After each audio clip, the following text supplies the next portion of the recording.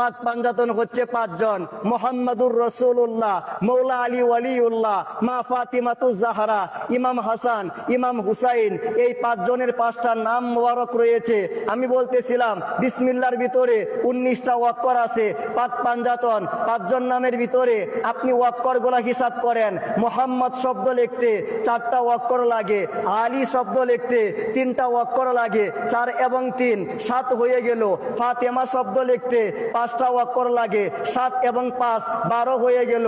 হাসান শব্দ লিখতে 3টা ওয়াক্কর লাগে, 12 এবং 3 15 হয়ে গেল। হুসাইন শব্দ লিখতে 4টা ওয়াক্কর লাগে, 15 এবং 4 19 হয়ে গেল। বিসমিল্লাহর ভিতরেও 19টা ওয়াক্কর, পাক পাঞ্জাতনের ভিতরেও 19টা ওয়াক্কর।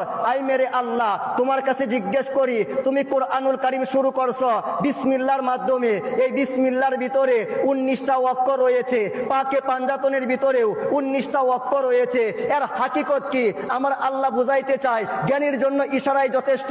পাক পাঞ্জাতনে 19টা ওয়াক্কর, বিসমিল্লাহর ভিতরেও 19টা ওয়াক্কর। যেই কোরআন নিয়ে মুসলমান গর্ব করে, যেই কোরআন বুকে ধারণ করে পৃথিবী চালাইতে